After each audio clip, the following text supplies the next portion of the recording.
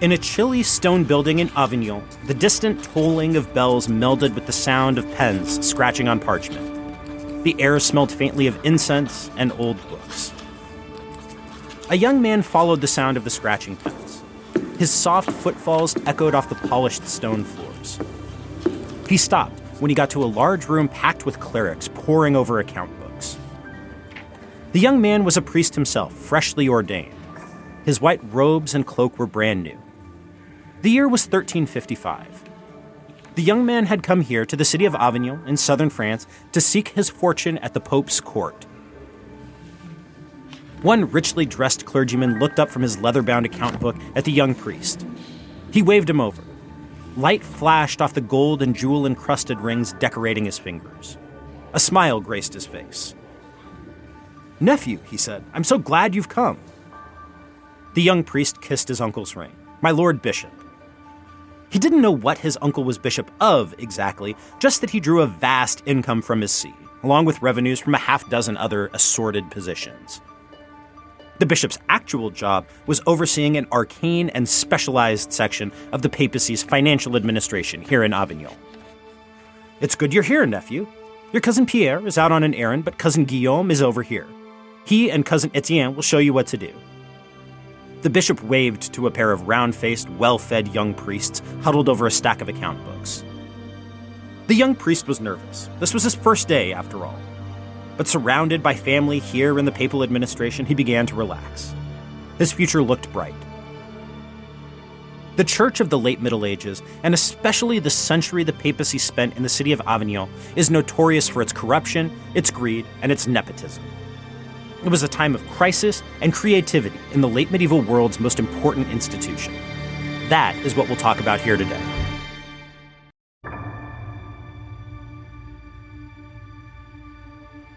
Hi, everybody. From Wondery, I'm Patrick Wyman, and this is Tides of History. Thanks for joining me. When we think of the Middle Ages, the capital C Church is one of the first things to come to mind. We can easily picture the soaring heights of Gothic cathedrals, near omnipotent popes calling for crusades, and chanting monks in sprawling monasteries. All of those things really existed.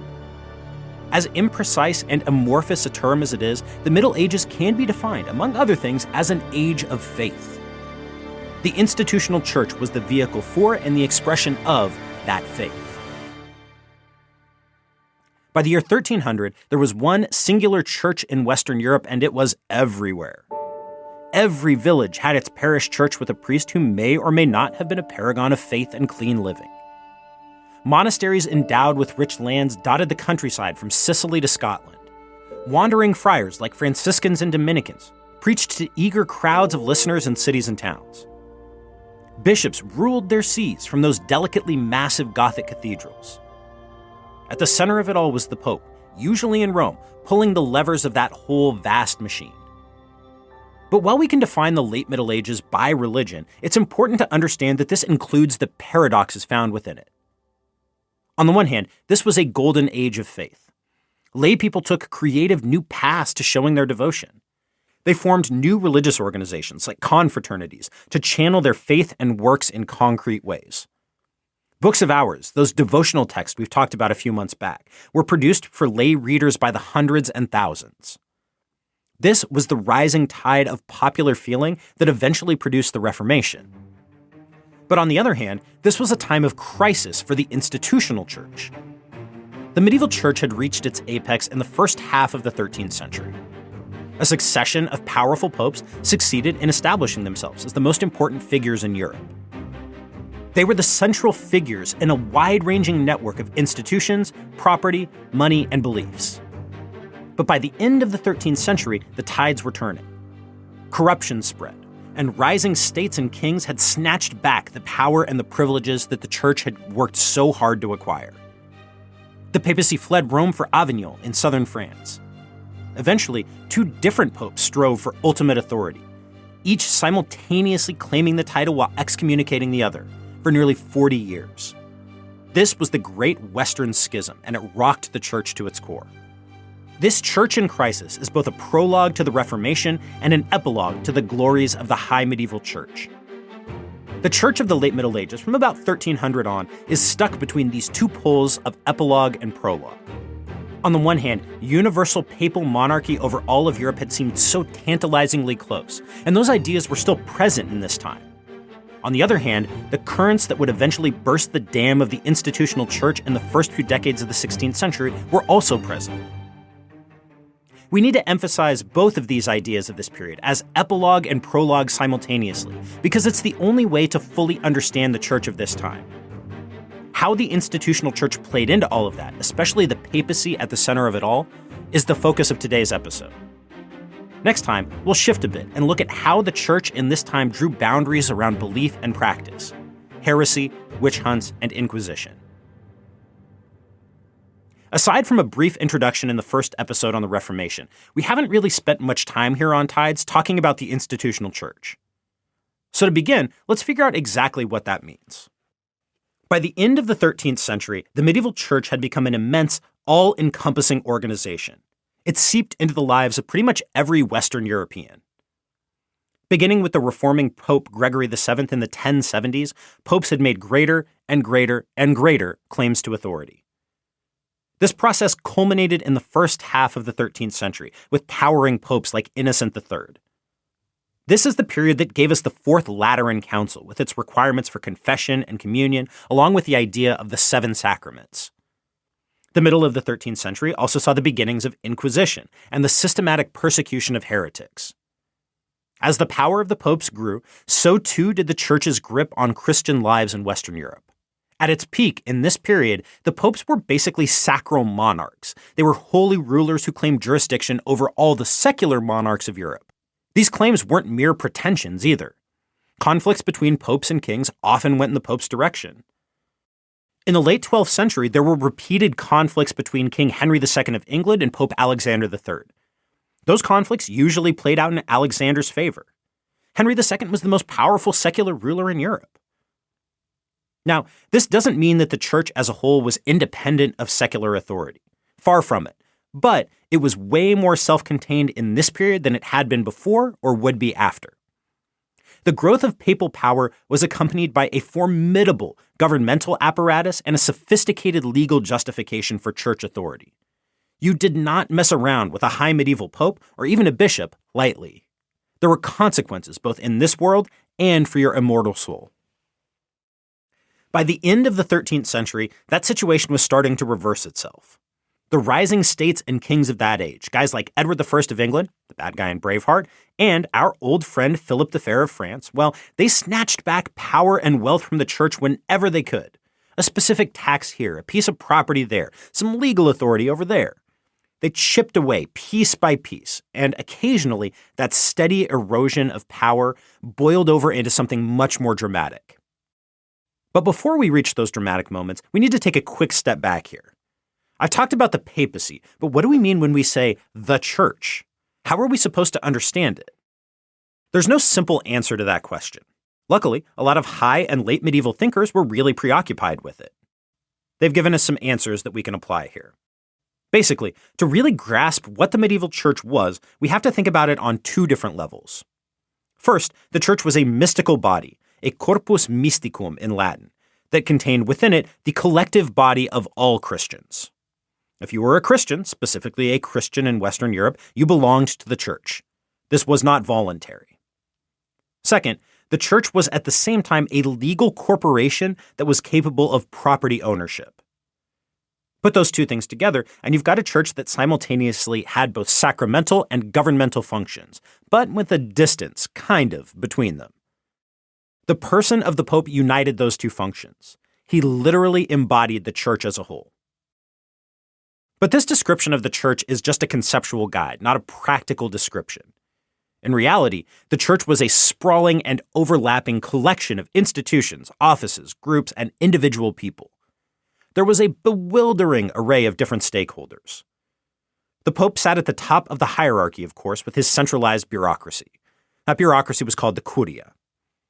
Below the Pope were bishops, cathedral chapters connected to their dioceses, and individual parishes subject to bishops. Technically outside that hierarchy were individual monastic houses and whole monastic orders, groups like the Cistercians.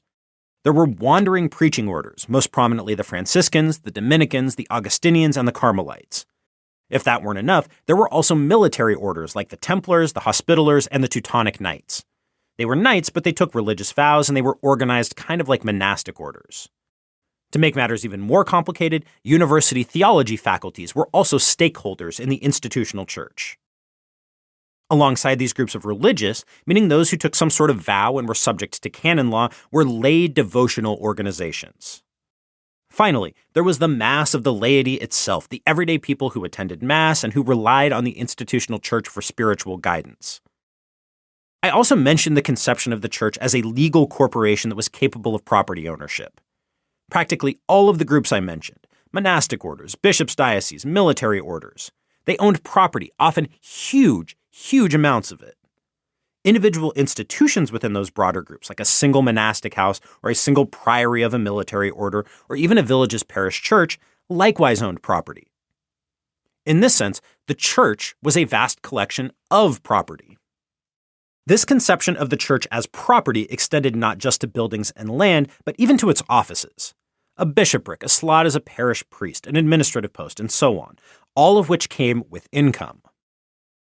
One of the major developments of this period was the separation of the performance of an office, whether it was the bishop of a major city or the parish priest of a small village, from the income that went along with it. So, in other words, you could hold the office of Bishop of Winchester in England and collect the huge amount of revenue that came along with that office without ever setting foot in the Diocese of Winchester. You could hold the office of parish priest in the Norman village of San Nicolas, a place we encountered back in our Peasants episode, without ever performing a Mass there. As long as an office holder paid somebody to actually do the job from the revenues he collected, he could just sit pretty and get paid.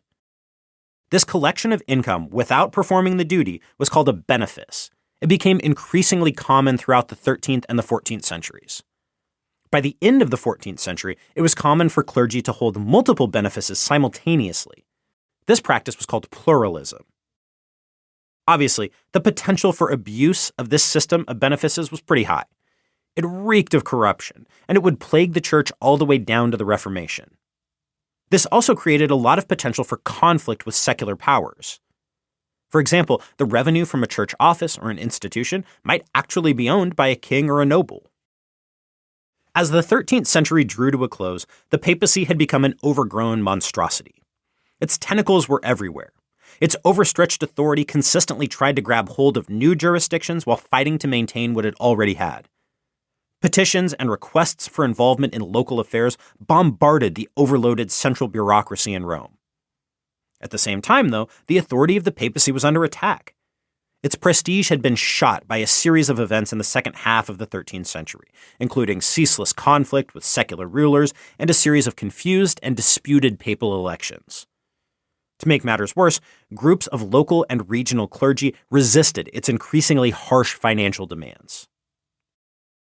But it was the rising states of this period that represented the greatest challenge to papal authority. There were several fronts in this increasingly serious conflict, but the hottest of those fronts was the clash between our old friend, Philip the Fair of France, and Pope Boniface VIII in the 1290s and the 1300s. The core issue at play here was who had the right to tax the clergy. Philip the Fair, as we know, had wars to fight. We know how expensive those wars could be. His kingdom's clergy was rich, and their revenues were right there for the plucking. The Pope, Boniface VIII, was not inclined to give Philip the Fair what he wanted. Because, let's be honest, it wasn't just about the revenue, it was also a question of authority. Boniface backed up his rhetoric with the threat of excommunication for Philip if he taxed the clergy without papal consent. The Pope followed that up in 1302 with a breathtaking papal bull called Unam Sanctam. The whole point of Unam Sanctam was that it put the Pope above secular rulers once and for all. There had been claims to papal authority before, but this was something breathtakingly new. Philip, as a result of this, called the Pope a heretic. Boniface promptly excommunicated Philip the Fair. Unfortunately for Boniface VIII, that ongoing conflict with Philip the Fair happened to intersect with another major concern of the papacy: the labyrinthine, screwed-up politics of the city of Rome. Without going too far into a complex morass of clan rivalries and vendettas, it's enough to say that the popes had a contentious relationship with the city they called home. Managing the non-stop fighting between the powerful families who dominated the city was a constant concern. These families, like the Orsini and the Colonna, didn't just fight over the city. They were also influential in papal elections, and they often produced popes from within their own ranks. The combination of conflict with the King of France and the regular trouble with Rome's powerful clans created a crisis of enormous proportions. In 1303, King Philip the Fair of France sent one of his counselors, a guy named Guillaume de Nogaret, to physically capture Boniface and take his treasury.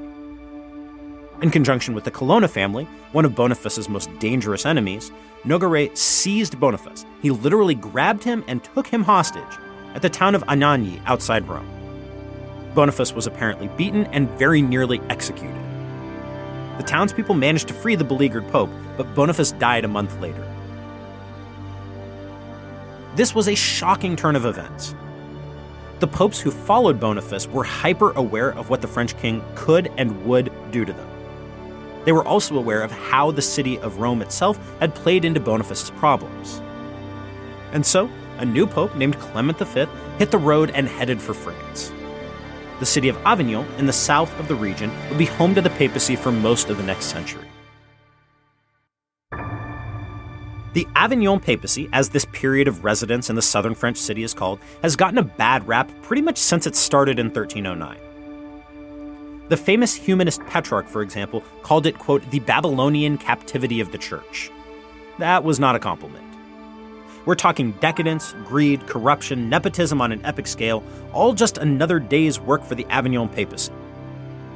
Now, there's some real truth to that, but there's also another story here.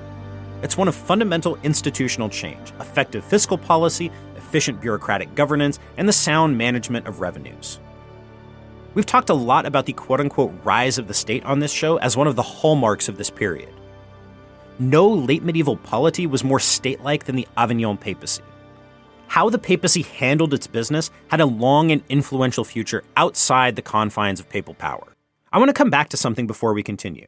The apparent paradox of flourishing spiritual life and church institutions in figurative and literal crisis. Even as the church in general and the papacy in particular were organizing and squeezing for revenues, devotional life had never been deeper or richer. So when I describe the institutional realities of the church at this point in time, it's a comment about power and organizational structures, not the quality of spiritual life. We have to understand this essential division between the church as a mystical body and the church as a property-holding corporation. So, how and why did the popes end up living in Avignon? Avignon is a city nestled along the Rhone River in what's now southern France. Because of this location, for a long time, the implication was that the Avignon popes were effectively tools of an overbearing series of French kings, beginning with the notorious Philip the Fair. The reasoning goes like this. Avignon was in France, the popes were French, and the papal bureaucracy and the College of Cardinals were packed full of Frenchmen. The upshot of this line of thought is that the Avignon popes did what the French kings told them to do. Now, that has some basis in reality, but it's a long way from the whole story here. First, Avignon is now in France, but that was not the case in the first decades of the 1300s. It was papal territory. It wasn't subject to the King of France, though it was adjacent to lands that owed their allegiance to Philip the Fair. Second, we have the contention that the popes were French. That's kind of true, but think back to the episodes on the 100 Years' War. France was just a collection of territories bound together by allegiance to the French king. France didn't include everything that we now consider France. Clement V, who moved the papacy to Avignon, had been born in Aquitaine. Aquitaine was subject to the King of England, not the King of France. Other Avignon popes likewise came from Aquitaine or the Languedoc, rather than territories whose lords had a feudal relationship with the King of France. A lot of them didn't even speak French. The same goes for the people the Avignon popes stuffed into their bureaucracy in the College of Cardinals. Coming from those territories did not imply unswerving loyalty to the King of France. Now, the reality is that the Avignon popes were subject to influence from the French crown, especially at the beginning. Remember, a French king had just forcibly grabbed a pope, that unfortunate Boniface. The institution's prestige wasn't exactly at a high point. To make matters worse, this was right when Philip the Fair launched his literal witch hunt against the Knights Templar. It was clear to any intelligent observer, and Pope Clement V was far from a moron, What could happen if he crossed the King of France? This was the context in which the papacy showed up at Avignon. For the most part, the Avignon popes came from France, they filled their institutions with people from that area, and they pursued policies that were aligned with the King of France. They didn't do that because they were tools, they did that because it aligned with their self-interest. The network of tax collections that sustained the papacy was densest in France. That was where the revenues came from, so it made good sense to focus on it. Alongside that, the Avignon popes were canny politicians. They wanted to be surrounded by loyalists, and their bases of support were in France, so it shouldn't come as a surprise that they brought on people from those territories. Still, the sheer scale of the packing of the papacy's institutions was pretty wild. 83% of the cardinals created during this period were French. So was more than 70% of the papal curia. For what was supposed to be a trans-European institution, the highest levels of the church looked suspiciously French. The notorious nepotism of the Avignon popes was part and parcel of this. If loyalty was good, who was more loyal than family? And so we end up with Clement V elevating 5 of his close relatives to high positions, to name just one of many examples from this period. All this ties into the deeper question of the Avignon papacy's ties to the King of France. If France was right next door to Avignon, and the personnel the Pope relied on were French-speaking, and the Pope's revenues largely came from France, well, it made sense that Pope and King would have some things in common. Their interests did, in fact, align. More than anything else, the Avignon popes wanted to retake the territory in central Italy that they'd left behind when they fled for the safety of Avignon. This territory, the Papal States, was a rich and potent home base that could be tapped for substantial revenues. It was also a source of ideological power. The Pope's supremacy depended on being the Bishop of Rome, the successor of St. Peter, the rock upon whom Jesus promised to build his church. Without control over Rome and its surrounding area, all of that was a little iffy. From the day the popes left Rome for Avignon, they wanted to go back. They devoted tremendous resources to pursuing that goal. The biggest reason they went along with the kings of France was because the kings shared that goal. It was literally just overlapping self-interest, not a bunch of weak French popes bowing to their natural French overlord. A little give and take with the King of France was worth it if it meant support for expensive, grinding military campaigns to retake huge chunks of central Italy. The desire to get back the Papal States lies at the root of the biggest thing we need to understand about the Avignon papacy. There was one thing that defined it in negative terms for contemporaries, above all else, and which continues to define it now. That thing is money.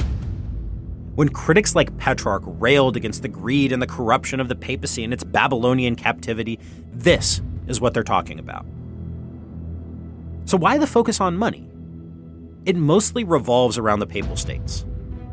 Like medieval kings, popes were expected to live off their own revenues, meaning the income from the territories they controlled directly, rather than having to tax. Like we talked about back in the episodes in the 100 Years' War and the one on peasants, this was a constant source of conflict between rulers and ruled. Tax levies were part of the toolkit of rulership, but the expectation was that this would be rare. Without the revenue that popes could extract directly from the Papal States, from the territory that they had directly controlled, taxation was the only option. And why did they need that money? Well, to retake the Papal States, of course. Warfare was expensive. It was all incredibly circular. Paying for seemingly ceaseless campaigns to take back this lost territory, which would then presumably allow the papacy to pay for itself, was the engine that drove an increasingly rapacious and efficient financial machine. This financial machine was the heart and soul of the Avignon papacy.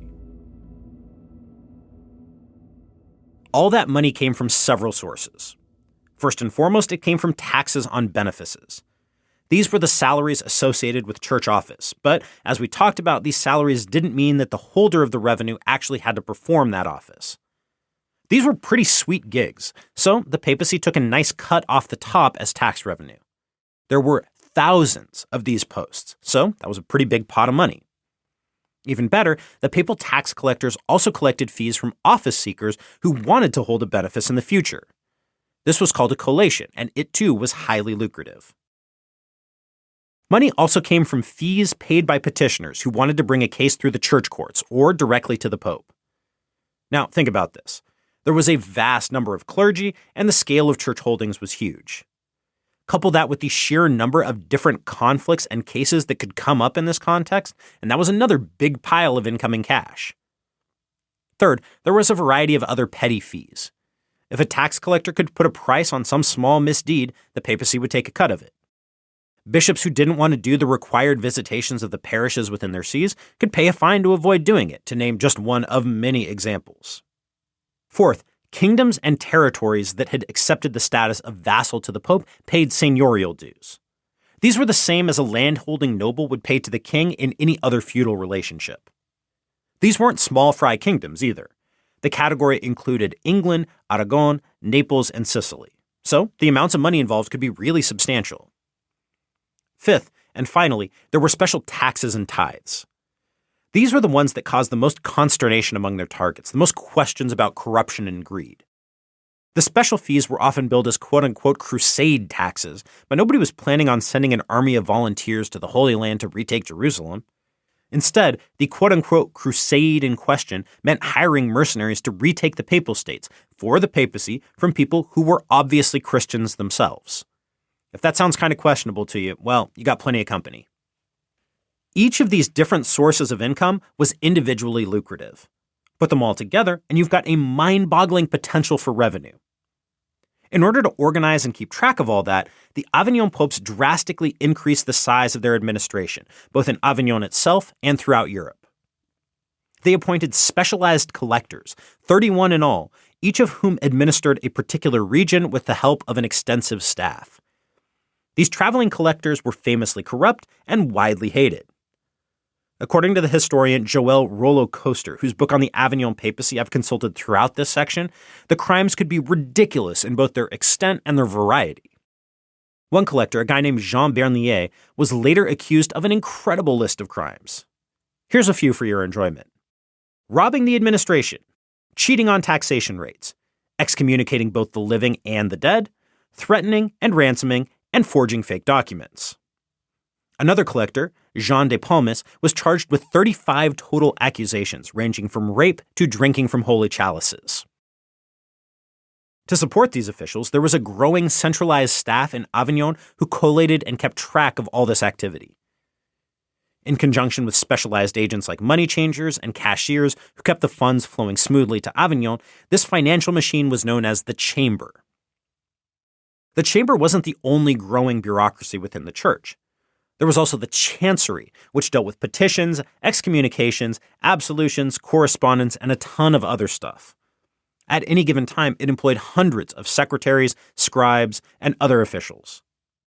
The sheer scale of this activity can be hard to grasp. The Chancery produced some 500,000 documents during the 14th century. That's about 10 times as many as during the 13th century. Now, all of this meant that Avignon was home to a massive bureaucratic apparatus that supported the papacy's ongoing efforts. It sucked in vast sums of money from all across Europe and turned those funds toward a variety of projects. There were the attempts to retake Italy, which I've already mentioned and which we'll come back to shortly. But there were also plenty of other things, too. Building projects in Avignon itself, salaries for officials, and of course day-to-day expenditures on food and the like. The sheer scale of those expenditures was enormous. Luckily for us, we know a ton about them. That's entirely due to the efficiency of that bureaucracy. We have detailed accounts listing those salaries and who received them. We have quantities and types of food purchased. We even have the names of those food suppliers and the names of the folks who did the laundry. The scale of the Pope's household expenditures and those of the cardinals and the bishops and the other officials who were resident in Avignon is a huge part of the reason the Avignon papacy has such a bad reputation. Fine clothing, expensive food, pricey wines, luxurious palaces. That efficient financial administration paid for all of it, and guess what? They kept the receipts. Now, there's some irony in all this. The sheer magnitude of the funds the Avignon papacy was bringing in and the ways that it used those funds definitely deserved censure. As we talked about, the Avignon popes and the church officials around them were venal, corrupt, and nepotistic. The irony lies in the fact that that was also true of their predecessors and their successors, and of the other contemporary rulers throughout Europe. On the other hand, though, for all of the Avignon popes' luxury, nepotism, and venality, they were among the most competent people to hold that office in the entire Middle Ages. Their ranks included savvy politicians who did their best to ride out the challenging currents of the 14th century. They mediated disputes between kings and emperors, sometimes more successfully than others. In the face of a changing world, they tried to retain the power and the majesty of their office. On top of all that, they surrounded themselves with talented people. Avignon itself acted as a magnet for those talented people, both for the clergy and those hoping to make money off of them. Remember that fabulously wealthy merchant from near Florence, Francesco Dattini, whom we talked about back in the Renaissance episodes? He got his start in Avignon. As much as the famous humanist Petrarch hated the Avignon papacy, he spent much of his life there. He benefited from contacts at the papal court. Look, nobody's saying that Avignon wasn't full of venal, corrupt people, but talent went along with that. It was a remarkable time and a remarkable place, at least for a while. All along, the Avignon popes had hoped to return to Rome. It had been pretty easy to move to Avignon, but getting back to Italy was a far bloodier and more complicated pursuit.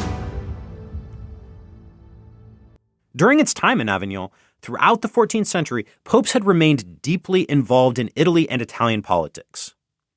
They hoped that this meant that they would be able to return to Rome when they pleased. They invested huge amounts of energy and even more money in it, which they used Italian bankers to coordinate. They negotiated alliances with French kings and German emperors. They spent lavishly on mercenaries. They put up funds for building projects in Rome to secure public goodwill. In 1367, Pope Urban V actually entered Rome in conjunction with the Holy Roman Emperor, and he stayed for a while, but he and his successor Gregory XI were too deeply involved in French politics to stay for long. That was the state of affairs until 1377, when Gregory XI finally managed to return himself and the papal curia to Rome. The move was supposed to be permanent, bringing the papacy back where it belonged once and for all. Gregory XI died the next year, 1378. The cardinals gathered to elect a new pope, but the famously fractious politics of Rome soon intervened. The people of Rome had their own ideas about who should be pope. A Roman, preferably, or at the very, very least, an Italian. One source reports that the mob said, quote, "We want a Roman pope, or at least an Italian, or by the keys of St. Peter, we will kill and cut to pieces these French and foreigners, starting first with the cardinals." With that endorsement ringing in their ears, the cardinals chose an Italian, Pope Urban VI. That's when the trouble started. The French cardinals, the ones that the mob had threatened, got out of Rome as soon as they could. They claimed their election of Urban VI had been made under duress. Now, they had a point. Urban had a pretty short fuse, and he saw enemies and conspiracy everywhere. Even sympathetic observers questioned his sanity and his fitness for office. Once they were safely out of Urban's reach, a group of cardinals elected a rival who took the name Clement VII. Clement immediately excommunicated Urban and declared him an anti-pope. Urban did very little to help this situation. He feuded with the Kingdom of Naples, he got himself captured and held prisoner for a while. He finally fell off his mule and died in 1388. The conflict between the two popes, both of them elected by a legitimate college of cardinals, became known as the Great Western Schism. The rift that started between Popes Urban and Clement would last for nearly 40 years. The combination of the circumstances of the election and Urban VI being the kind of guy he was, the kind of guy who, when in prison, would go to his window and solemnly pronounce anathemas on his captors, helped to prolong it. There were genuinely thorny and serious questions around who was the pope that were not easy to solve. So, rival colleges of cardinals to both the Avignon and the Roman papacy elected successors. With neither side willing to back down, things just dragged on and on and on. If you think the schism is hard to fathom and often ridiculous, you're right. The two popes fought a proxy war over the Kingdom of Naples. The other kingdoms of Europe switched allegiances back and forth between the two popes. France, Scotland, and Castile went with the Avignon Pope. England, the Holy Roman Empire, and most of Italy stuck with the Pope in Rome, but things could shift with any new political circumstances. There were plenty of absurdities and low points, like when mercenaries fighting for the Avignon Pope actually released the Roman Pope in return for a large cash payment. Or there was 1410 to 1411, when an army of French-paid troops besieged the papal palace in Avignon. As all of this went on, the two competing papal courts continued to pull in money from the kingdoms obedient to them.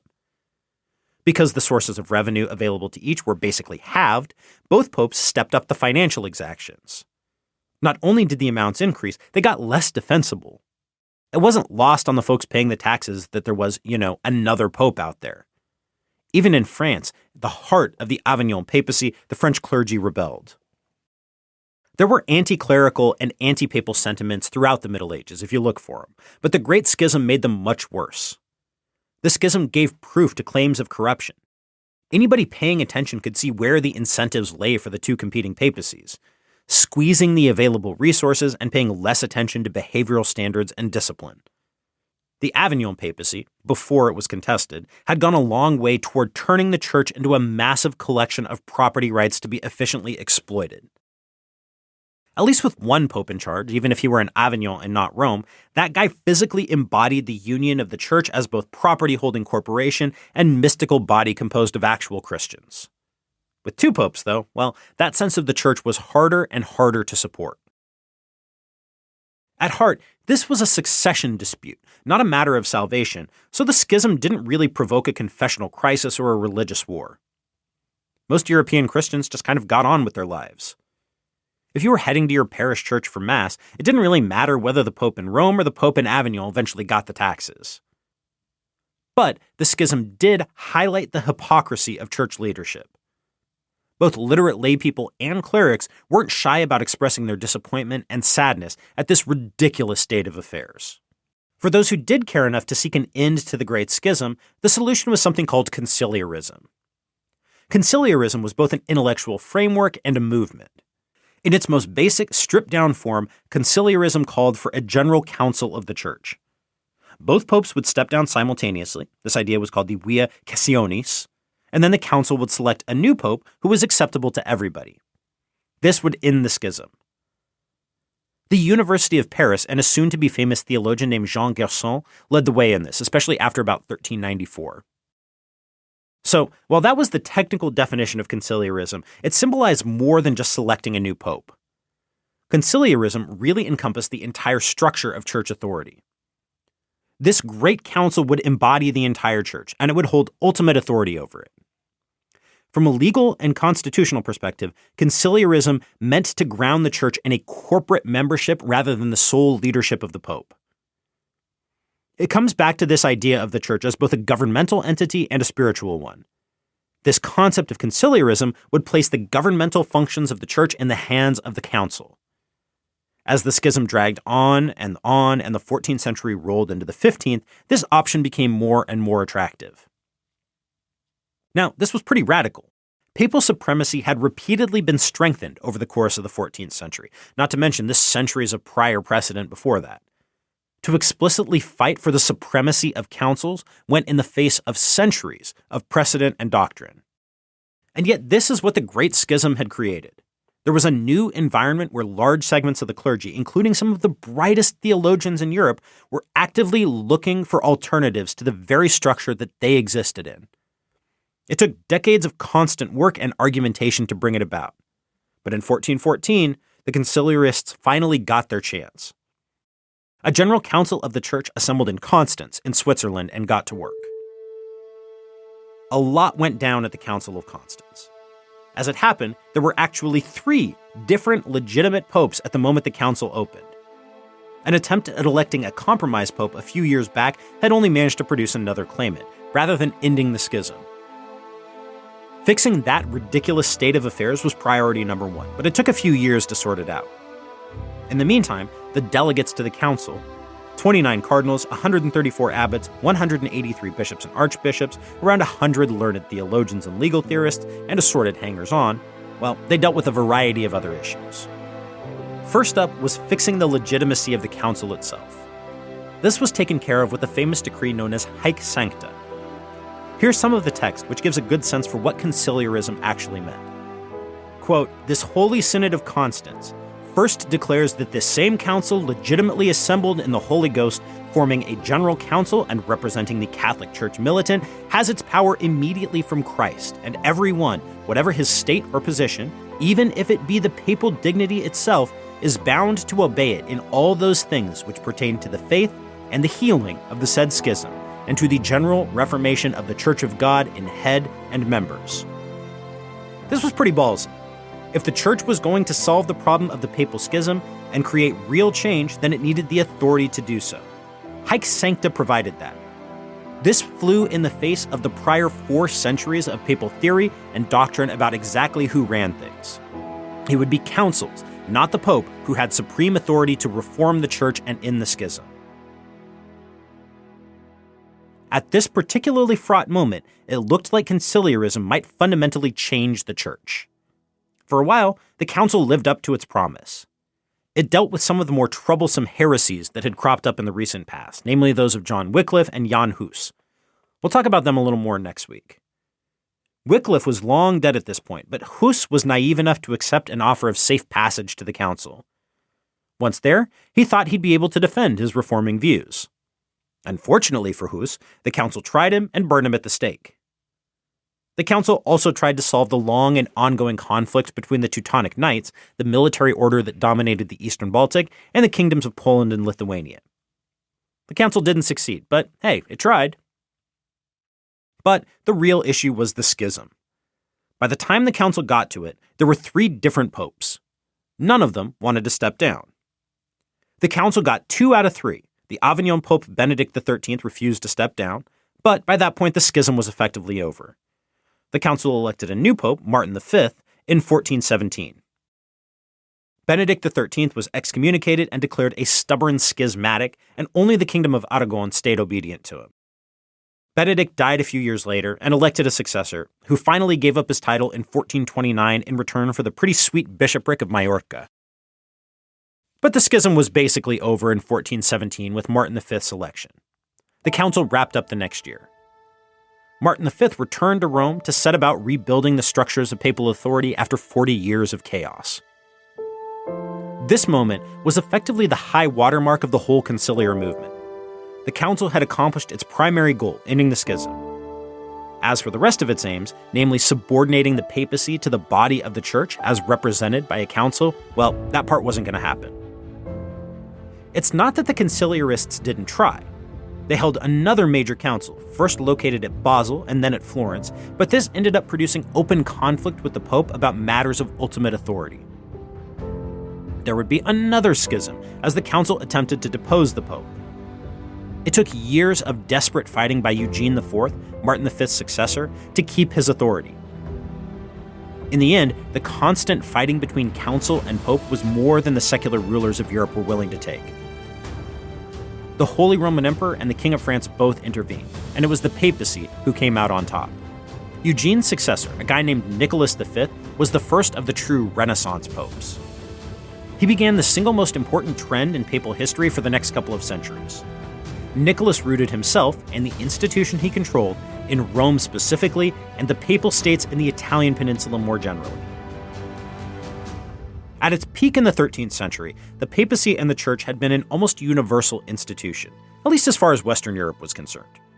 Its authority ran from Sicily to Scandinavia. It drew revenue from as far away as Ireland and Poland. The Renaissance papacy still had authority outside of Italy, and it continued to profit off of Greater Europe, but it wasn't the same. The Great Schism and the conciliar movement had forced the popes to make a long series of concessions to secular rulers. Remember, the whole Avignon papacy had begun with a conflict between the Pope and King Philip the Fair of France over the taxation of the clergy. The wind was already blowing in the direction of more power for secular rulers as opposed to the Pope. 4 decades of schism and then a few more decades of conciliar power supercharged that development. Back in the episodes on the Reformation, we talked about how the Church, on the eve of Martin Luther's bombshell in 1517, was really a collection of regional and national churches. The series of events that we talked about today was why that happened. More and more tax revenues stayed home and went to kings and their increasingly voracious state machinery rather than flowing to Rome. In fact, this was explicitly the compromise that led secular rulers to support the papacy and helped to end the power of the conciliar movement. To make up the deficit, the papacy became more and more rooted in Rome and the papal states of central Italy. Church offices had always been for sale, and those offices in the papal curia increasingly went to the sons of Italian families from the vicinity of Rome. The Pope was basically an Italian Renaissance prince. On the one hand, this led to the patronage of art and literature and fabulous building projects like St. Peter's Basilica. On the other, this meant that popes led armies and squabbled with their neighbors over territory, just like the Duke of Milan or the King of Naples. And that's the story of the papacy and the institutional church in the later Middle Ages. It was both a declining epilogue to an age of international, universal power and prestige, and the prologue to the Reformation that followed. But it was also a story in its own right. It was a curious mixture of corruption, greed, admirable administrative efficiency, and creative solutions to thorny, intractable problems. So, I guess when we look at this on its own terms, you win some and you lose some. Next time on Tides of History, we'll continue the story of late medieval religion. Instead of looking at the institutional side of things, we'll check out the opposite side of the coin: deviance. By that I mean heresy, witch hunting, and the dreaded Inquisition.